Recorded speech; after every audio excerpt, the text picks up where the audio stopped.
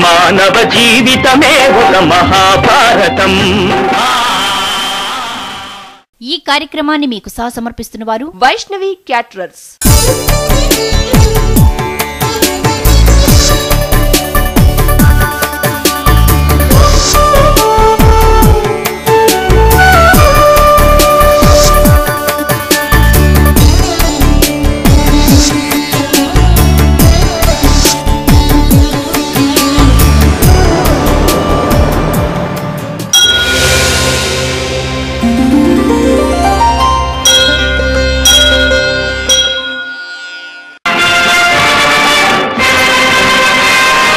మానవ జీవితమే ఒక మహాభారతం. మానవ జీవితమే ఒక మహాభారతం.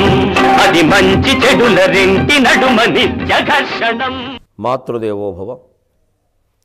కన్నుల నీరుగ్రమ్ముకొని కావ్యముల భవభూతి వాక్య సంపన్నత వచ్చుచుండునిక మాతృమనోహర భవనాజలంబు ఎన్నో నగంబులెక్కి అది ఏ జలపాతములెదోకి నా కన్నులనే సుధాబ్దులనుగాను నరించును ఇదెంత పుణ్యమో.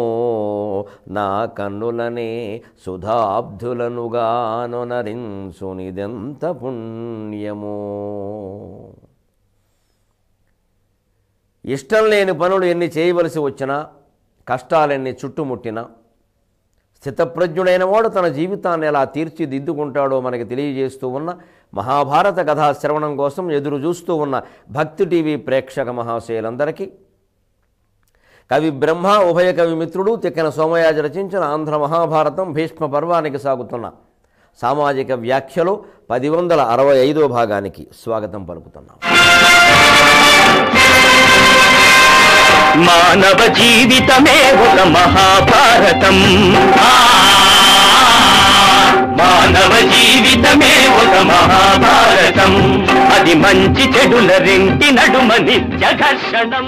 భీష్ముడు దీప్తాకృతులు, దృఢశక్తివంతములు, లక్ష్యశుద్ధివంతములు, సునిశ్చితములు అయినటువంటి అర్జునుడి బాణాల దెబ్బల్ని గుర్తుపట్టి ఆతనివిగాక ఈతనివెట్లగు ఎవ్విధమున చూడ. ఎవడు కొట్టాడో నేను చూడాల్సిన పనిలేదయ్యా, తగిలిన దెబ్బ బట్టి తెలుస్తోంది ఎవడు కొట్టాడో అన్నాడు. సిక్సర్ వెళ్ళిపోయిందంటే టెండూల్కరేగా మళ్ళీ చెప్పిందే ఉంది ఇంకా. అందుకని తెలిసిపోతుందయ్యా, వేరే చెప్పక్కర్లేదు అని. అవి తనని ఎంత బాధపడుతున్నాయంటే కర్కటి గర్భంలాగా కడుపులో వేదన మొదలైందయ్యా. పిడుగుపాటు పడినట్టుగా పైన దెబ్బ స్పష్టంగా కనిపిస్తోంది, తగులుతోందయ్యా. బ్రహ్మదండంలాగా ఆయువు పట్టు మీద పడుతున్నాయ్యా ఈ బాణాలు. యమకింకరులాగా ప్రాణాలు తోడేస్తున్నాయ్యా.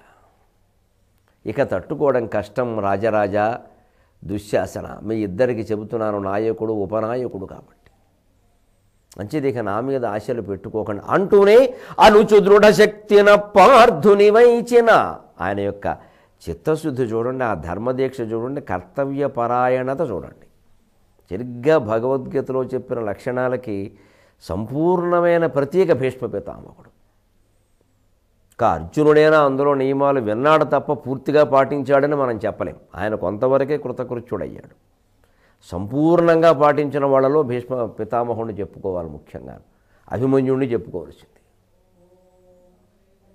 అనుచు దృఢశక్తిన పార్థుని వైచిన అదియ తండు దునుముడును శాంతనవుడు వాలు బలకయుగొని అరదముడిగ్గచూచు కొలదిన్ పెలుచన్. 3-4 పరిణామాలు కలిపి ఒకే పద్యంలో చెప్పడం తిక్కనగారి యుద్ధ రచనా నైపుణ్యం, యుద్ధఘట్ట రచనా నైపుణ్యం. ఎందుకంటే యుద్ధం గురించి రాసేటప్పుడు, రచన చేసేటప్పుడు భీష్ముడు ఇలా బాణం వేశాడు అనడానికో పద్యం, దానికి ప్రతి బాణం అర్జునుడు వేశాడు అనడానికో పద్యం, అప్పుడు భీష్ముడికి నెత్తురు గారింది అనడానికో పద్యం రాస్తే వేలు కాదు లక్షలైనా భారతం తెవద్దు. అందుకని వాటిని 3-4 పరిణామాలను ఒక పద్యంలో కలపాలి. ఇదివరకు శీస పద్యాల్లోనూ వృత్త పద్యాల్లోనూ కలపడం మనం చూసాం. కానీ చిన్న కంద పద్యంలో కూడా చూడండి ఎన్ని పరిణామాలు కలుపుతున్నాడో. అనుచు ఇలా అంటూనే అదొక పరిణామం. దృఢశక్తిన పార్థుని వైచిన, దృఢమైన శక్తి అనే ఆయుధాన్ని తీసుకుని దాన్ని పార్థుడి మీదకి విసిరాడు, అది రెండో పరిణామం. అది యతండు దునుముడును, దాన్ని వాడు మధ్యలోనే తుంచేశాడు. అది మూడో పరిణామం. శాంతనవుడు వాలున్ బలకయుగొని, అప్పుడు శాంతనవుడు శంతనుని కుమారుడైన భీష్ముడు వాలు పలక, వాలు అంటే కత్తి, పలుక అంటే డాలు, కత్తి డాలు పుచ్చుకుని, అది నాలుగో పరిణామం. అరదముడిగ్గజూచు కొలదిన్ పెలుచన్, అరదాన్ని దిగడం కోసం చూస్తున్నాడు, అది ఐదో పరిణామం. పెలుచన్ వెంటనే అని మళ్ళీ తర్వాత పద్యంతో అన్వయం, అది ఆరో పరిణామం. 6 పరిణామాలు చిన్న కంద పద్యంలో ఇమిడించాడు అంటే ఇప్పుడు అర్థం కావడంలా కందమునకు సోమయాజి ఘనుడందురు అని. అది రచనా నైపుణ్యం. ఎకానమీ ఆఫ్ వర్డ్స్ అని చలంగారు చెబుతూ ఉంటారే, ఆ మాటల పొదుపు ఎంత బాగుంటే కవిత్వం అంత బాగుంటుంది. ఉపన్యాసంలో ఒక్కోసారి విస్తృతంగా చెప్పడం కోసం అనర్గళంగా మాట్లాడవలసి ఉంటుంది. అస్తమానం అలాగే ఉంటే అది అనవసరంగానే శుద్ధిలా అనిపిస్తుంది. కానీ సందర్భం వచ్చినప్పుడు ఆ వేగాన్ని పాటించాలి ఉపన్యాసం. కానీ కవిత్వంలో ఎప్పుడూ అంత వేగం అక్కర్లేదు, అది నిలుకడగానే ఉండాలి. గంగా ప్రవాహ సదృశ్యమైన పద్యాలు సమాసాల ఆర్భాటంతో బాగుంటాయి, కానీ ఎక్కువ మనస్సుని రంజింపజేసినట్టుగా హృదయానికి తాకం. కానీ చిన్న చిన్న మాటలతో ఉండేటువంటి పద్యాలు శరయేరుల్లా ఉండి హృదయాన్ని పట్టుకుంటాయి గట్టిగా, ఆ గుండెల్లో ప్రవహిస్తూ ఉంటాయి. కవిత్వం అలా ఉండాలి. ఈ యుద్ధ ఘట్టాల్లో కవిత్వం చెప్పడం చాలా కష్టం. పరిణామాల యొక్క అనుసంధానంలోనే మహాకవిత్వాన్ని చెప్తాడు తిక్క. అరుచున పార్థుని వైచిన దృఢశక్తిన పార్థుని వైచిన, ఒక దృఢమైన శక్తితో అర్జునుడిని వెయ్యగానే అది అతండు దునుముడును, దాన్ని అతను దునిమి బారేశాడు మధ్యలోనే. శాంతనవుడు వాలున్ బలకయుగొని, ఆ కత్తి డాలు తీసుకుని ఇంకా రథం నుంచి దిగుతున్నాడు. ఎందుకంటే అప్పటికే ఒంటి నిండా బాణాలు గుచ్చుకుంటున్నాయి, రథం నుంచి దిగే పరిస్థితి లేదు, ఇంక యుద్ధం చేసే పరిస్థితి లేదు. ఎన్ని వీళ్ళు అప్పటికి 10-12 ధనుస్సులు తీసుకుంటే 10-12 తెగొట్టేశాడు. అందుకని ఇంకా ఒంటి మీద బాణాలు బాగా పడుతున్నాయి, కానీ అంపశయ్యపడేంత పరిస్థితి రాలా.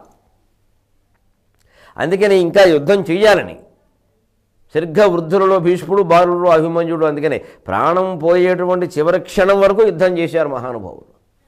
శక్తి ఉన్నంత వరకు, శక్తి వంచన లేకుండా. ఇష్టం ఉండి ఆయన చేశాడు అభిమన్యుడు, ఇష్టం లేక ఈయన చేసి, లేకపోయినా ఈయన చేశాడు. మనమేనా జీవితంలో ఇష్టం లేకపోయినా కొన్ని పనులు చేసేటప్పుడు చివరి వరకు ఆ ఒప్పుకున్న పని ఏదో యజమానికి సంతృప్తికరంగా చేయడమే మంచిది. ఎలాగూ పని చేయక తప్పనప్పుడు ఏడుస్తూ చేయడం కంటే అదేదో ఆనందంగా చేస్తే ఆ ఫలితం వాడైనా పొందుతాడు. మనకు నచ్చినా నచ్చకపోయినా అది వేరే విషయం. కావాలని చెడగొట్టకూడదు. ఇంకా అటువంటిప్పుడు వదిలేయడమే మంచిది. మానవ జీవితమే ఒక మహాభారతం, అది మంచి చెడుల రెంటి నడుమ నిత్య ఘర్షణం.